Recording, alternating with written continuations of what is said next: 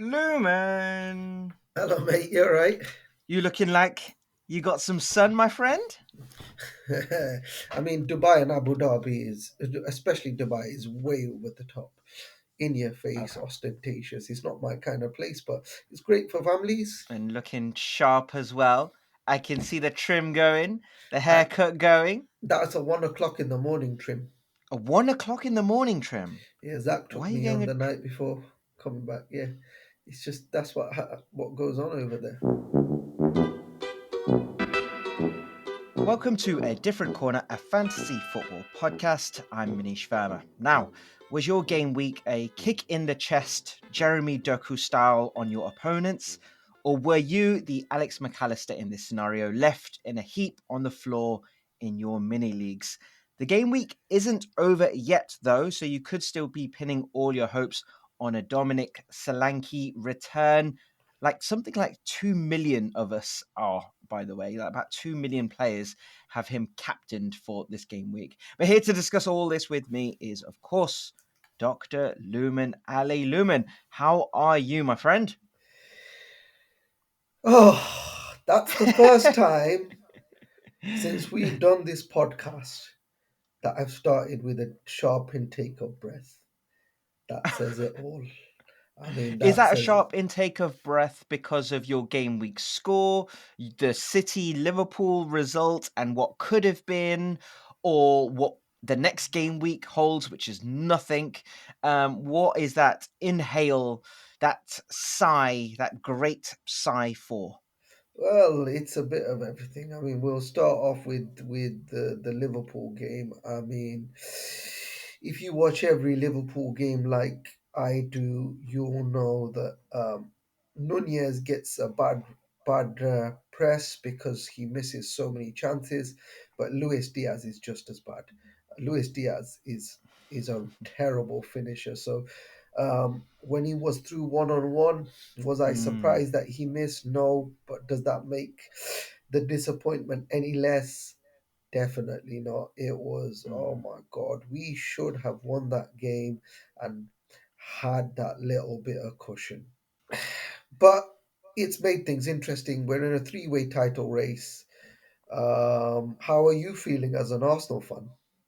Um, it's probably the results that Arsenal fans would have wanted, right? It's neither team get full points. We closed the gap, or we're top now, so that's got to be good. And the thing is, we're now talking about auras of teams, I think. Man City have this aura about them that, okay, they were winning 1-0 and they drew 1-1. And yet, still, if that was Arsenal, they'll be like, no, they're out of it now because they dropped that. They needed a win. But Man City is still, they've just got so much recent history behind them that you're just like, you can never count them out. Even if they'd lost, we know they're still there. That's the aura of Liverpool, of Man City right now.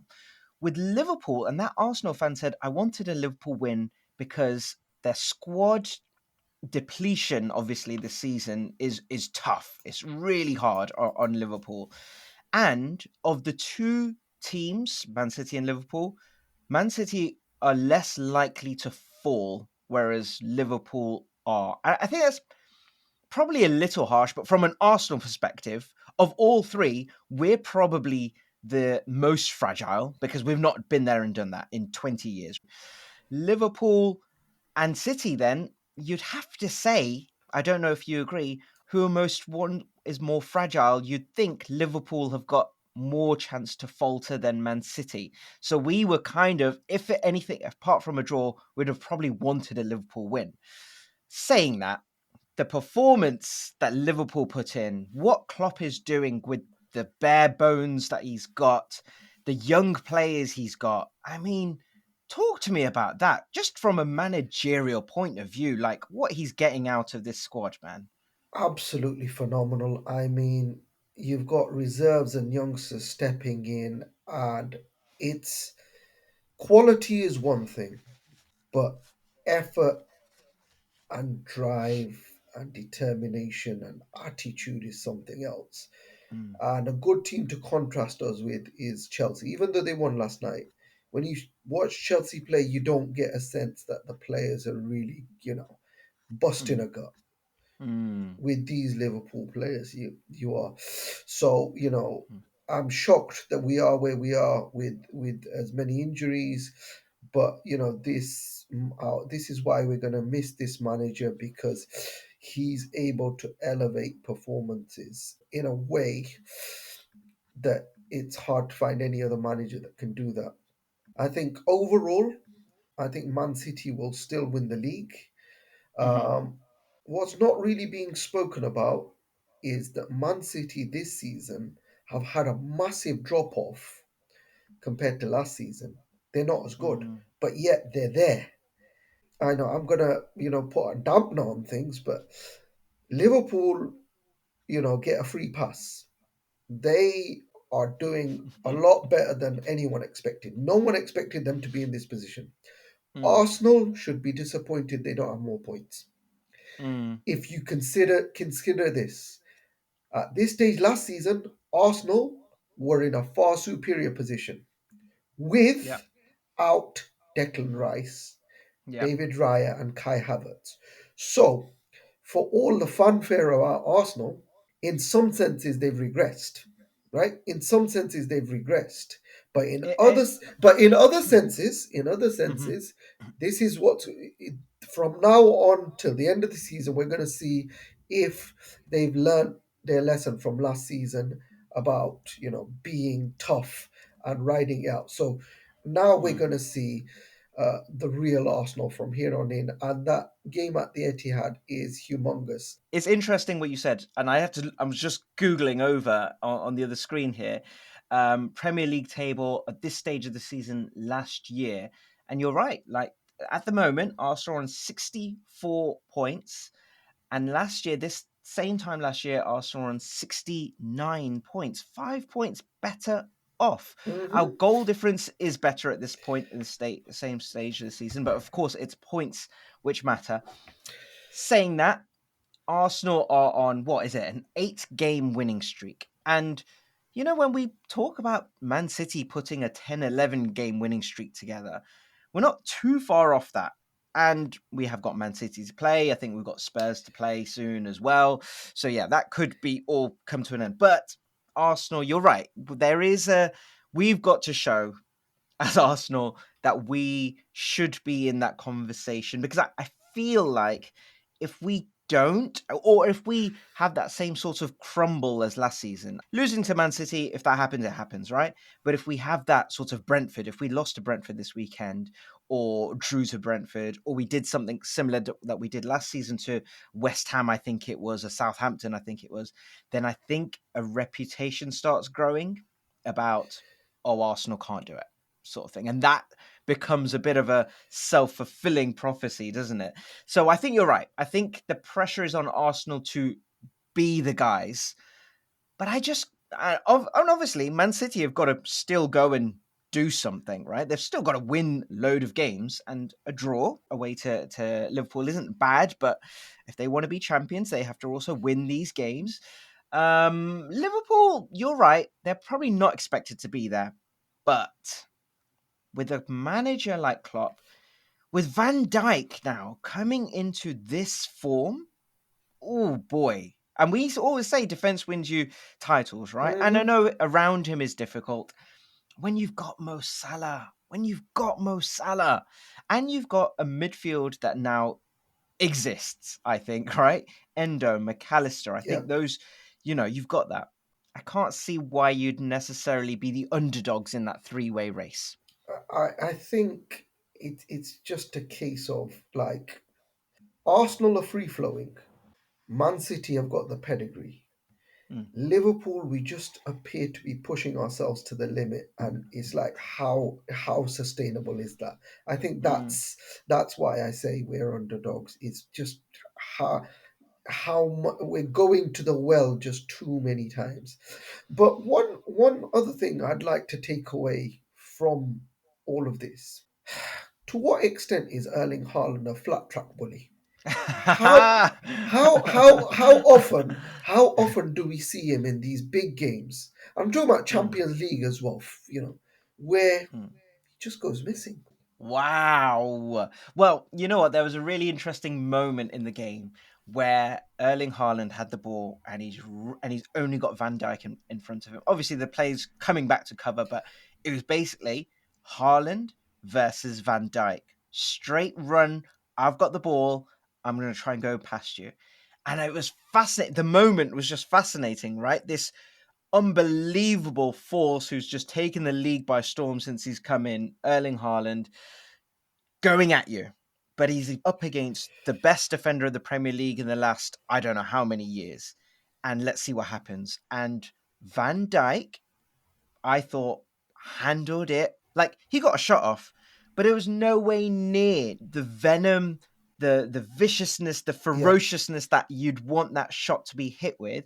He ran at him, fair, but Van Dijk just angled him just so well.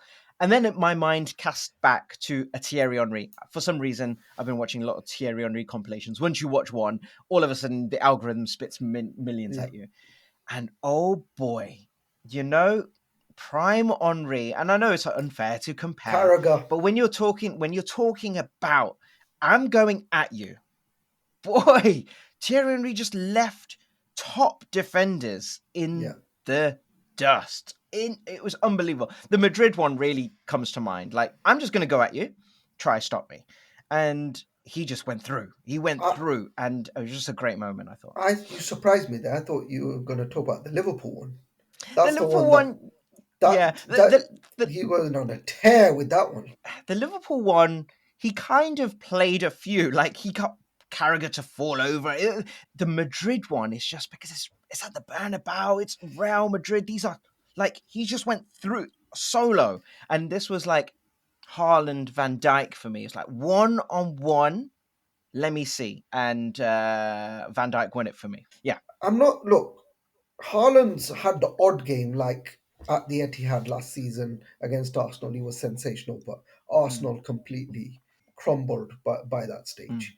I'm telling you now, if Arsenal come away with something at the Etihad and Erling mm. Haaland doesn't do it, there'll be an Questions raised. yes, yes, indeed. The last thing I'll say on this, one thing that no one is talking about, and haven't had a single peep from any analysis or any analyst, everyone's talking about the remaining fixtures, right? Hmm, hmm. Who's got the tougher running? There's one team that's in the running for all three teams. Arsenal, Man City, Hmm. Liverpool will all play the same team, and they'll play them around the same time, and that's Tottenham, who are not a pushover this year. And they're I, coming back into form, as we know. I think if you're asking me about the destiny of the title, you're talking obviously about Europe and how far all three teams go, which will have an effect. But Mm. Tottenham will have a massive part to play in this league title race. You heard it here Mm. first. The other reason for my deep breath is you mentioned, was the fantasy football week like getting a kick in the chest or taking. The fantasy football week for me was like running up for a penalty, slipping, falling over, and skying over the bar, which is what Dominic Solanke did. This is the worst week I've ever had, ever. And I mean, I don't know where to begin. I mean, oh God, right. 17 points so far.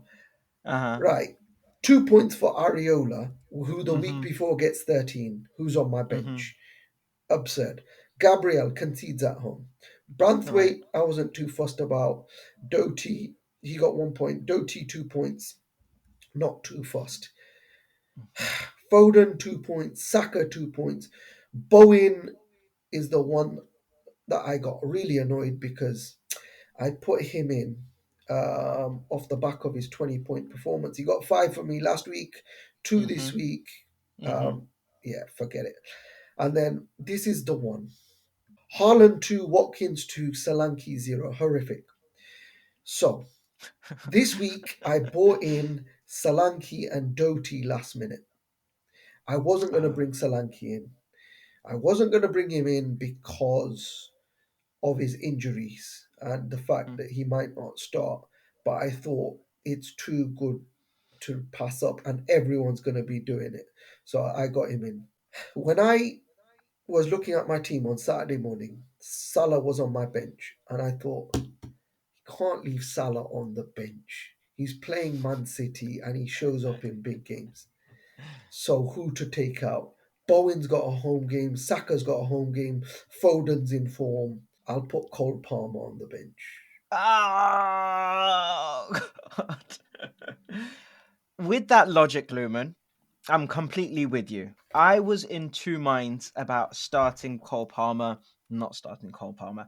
I went with him and I got a 13 points that you didn't.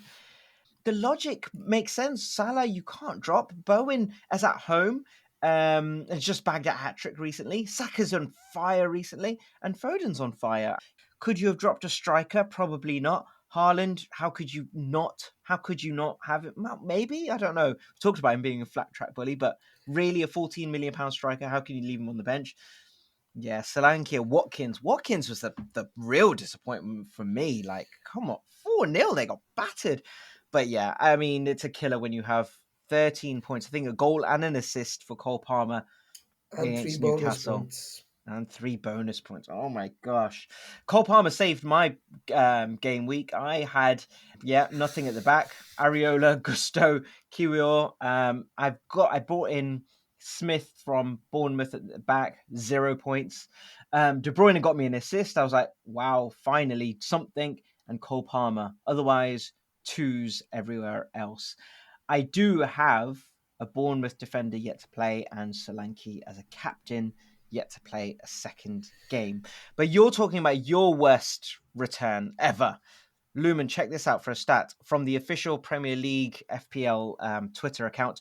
Dominic Solanke's 0 point return is his worst ever in FPL across 123 appearances for Bournemouth and Liverpool.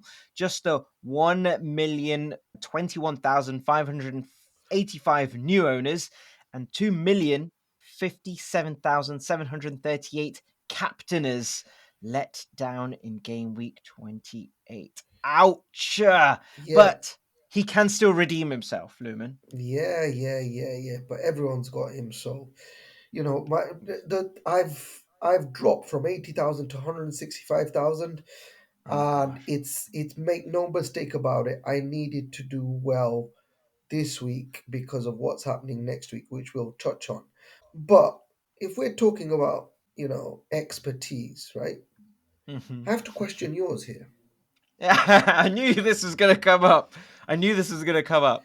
3, 4 game weeks ago, I was changing one of my midfielders, and I asked you specifically, Havertz, is he an option or not? And you said no. You were Yeah. categorical about saying no. He's scoring every game. He's starting every game as the striker. He's displaced Gabriel Jesus. Talk to He me. is, yeah, in 4 game weeks, he scored 4 and assisted 3. He's had double digit returns in 3 of the last 4. He is £7.2 million. I don't know what to say, Lumen. I didn't expect this Kai Havertz to be kicking into form at this point in the season from what I saw of him earlier. Maybe because he was playing deeper, he was trying to play in this midfield 8 role. Maybe now because he is basically a striker for us and we're playing him up there. He's getting in and around it. He's a midfielder as a striker, which we know on FPL terms is gold dust, right? 7.2 million. That's the thing for me, is whether you can afford that. But in the form he's in, how can you not? I have to take that one because I call that horribly wrong. Horribly wrong. Let's move on. I can't deal with this. But I will say, whilst had made a horrible call there, I did make a strong call because I said a few weeks ago I thought Son is going to get back into form. I think Ange Ball with Madison back, Brennan Johnson, who we need to talk about, by the way. I just think they're going to be back. I did not expect what they just blew away Aston Villa Yeah, 4-0. yeah, yeah. Sonny, you like him. I'm pretty sure you're going to try and work him back into your team. By the way, I am also. He has, his joint best return of the season, 17. I think a goal and 2 assists. Probably got the bonus points there as well. Spurs players, what do you think? Well, let's start off with Son. I was intending to bring Son back into my team after dropping him when he went to the Asian Cup. Mm, I'm guilty of sleeping on Son. I just was looking elsewhere. I should not have looked elsewhere. mm-hmm, It's just a weird when you've got transfers, injured players, you've got to take them out, etc. I've mm-hmm, had injuries to my defense, so that's why I slept on him. I mean, mm-hmm. Son is becoming your guy now, but he's been my guy for ages, and this Yes. guy is sensational. But what's interesting about Spurs is their next four games: Fulham away, Luton at home, West Ham away, Forest at home, right? Yeah. Okay? But Yeah. then, I know. are you ready for this? Newcastle away, Man City at home, Arsenal at home, Liverpool away. Do you remember what I was saying at the start about Spurs? Mm. Let me read this again. There are three games in a row: Man City, Arsenal, and Liverpool. They are the kingmakers. People are They not are the talking about kingmakers. this enough. You're right. What a phrase to use. They are the king makers. Well, this is significant. Spurs are at home against Man City. Spurs are at home against Arsenal. Spurs are away to Liverpool. And I think that is a big factor here. They are the kingmakers, you're right. They could be the title ruiners for two of those three teams. But you're right. In all in a row. That's April, 20th of April, 27th of April, and the 4th of May. Wow. Wow. And with Son in back in form, if they continue to keep clean sheets, they are going to be a real problem for all three title challengers. I'm telling it as it is here. You've got all of these guys getting paid millions. Why is no one talking about this? I'm being serious. You see the Sure. Sky Sports analysis, ESPN, wherever, BN Sports. No one is talking about this. It's so obvious. Yeah, It's yes, so obvious that for me, this is where the title will be won and lost. you're right. I It's mean, come freakish. April, It's it is freakish. freakish, yeah. And none of us want to face Son Heung-min in the form that he showed at the weekend. I mean, before that, he wasn't so great. I mean, a goal against Crystal Palace and then blanked for quite a few weeks before that. But Son is probably going to come into most teams. He's at 9.9 now. Mine's a straight swap for De Bruyne, which makes a lot of sense for me, especially because now we can get on to the horrible next game week. I mean, what can you do? There's so few matches, Yeah. and even amongst those teams, Spurs are playing, so it's going to be a popular move, getting Son in. But what do you do in a game week like this? Do you just bite the bullet and just, I don't know. Well, here's the thing.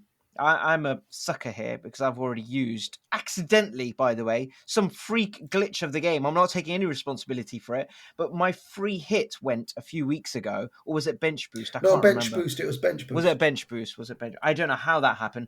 I did use a free hit much earlier in the season purposely. And if you've got a free hit, I mean, game week 29 is the game week to do it. Lumen, have you got a free hit? I do, but I wouldn't necessarily say it is the game week to do it.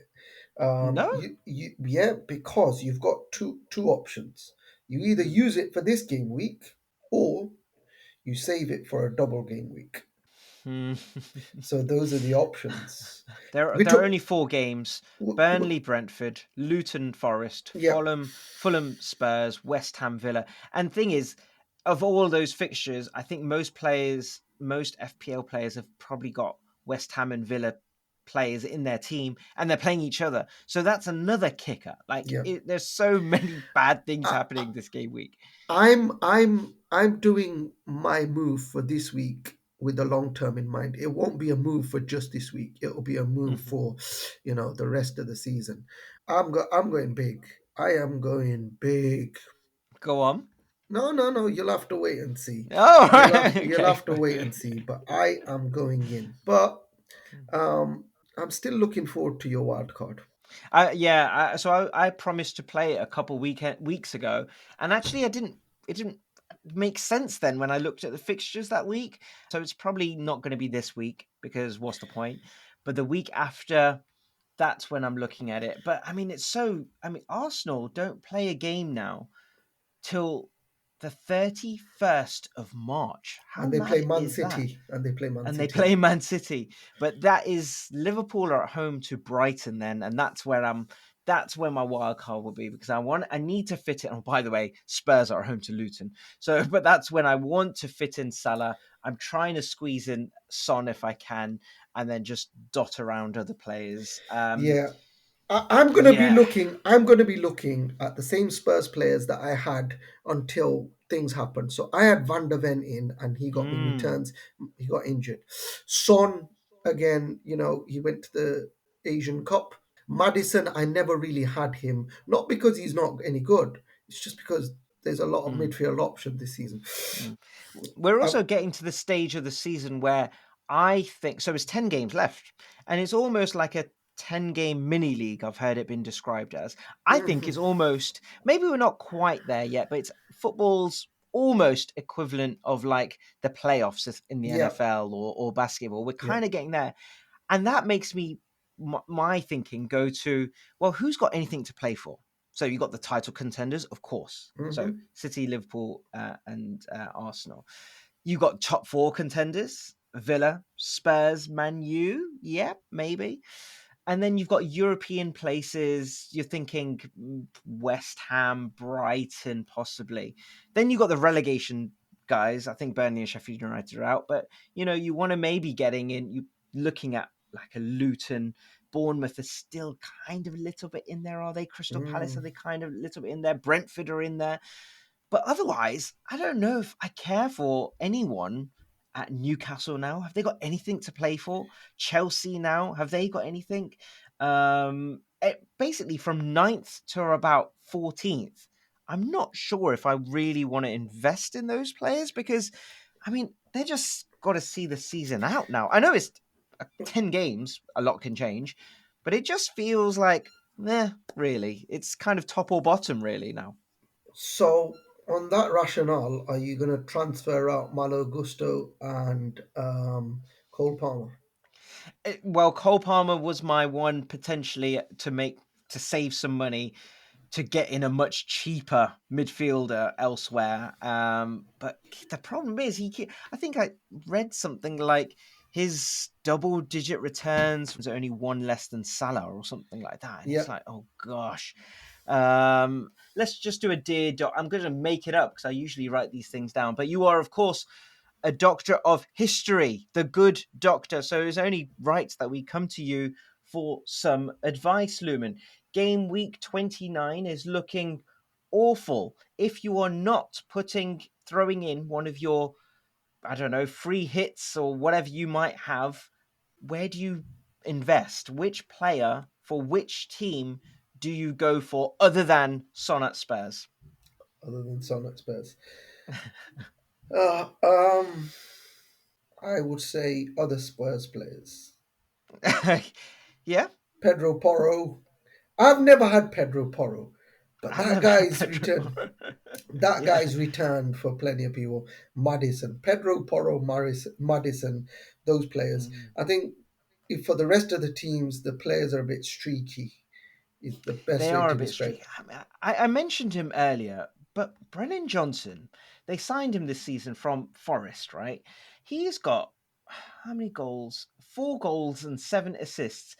He doesn't often play the whole 90. Sometimes he doesn't even play 60. But my gosh, like he scored 8-8-1-7 for a player who's at 5.8 and Richarlison's injured.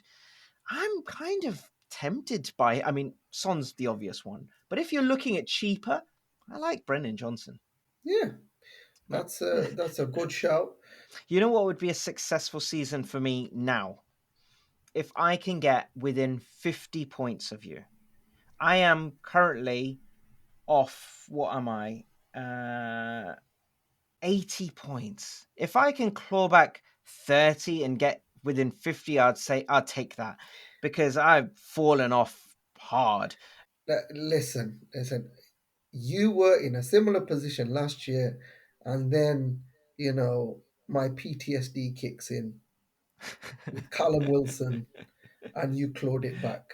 I don't I even know am what's happened to Callum Wilson. Does he exist still? Is he Ca- signed in eh, Saudi Arabia somewhere? What's happened to this guy? Callum Wilson is just waiting for you to transfer him in, and then he's gonna go on a tear. That's what's happened to All right. Callum Wilson. Let's hope so. Well, more than Callum Wilson going on a tear, let's all hope for a Dominic Solanke going on a tear. Please, Dominic, save our game week, sir. Please. On that note, Lumen, good luck. Good luck for game week 29. And I'll speak to you after Oh God, it surely can't be worse than what I got this week. that.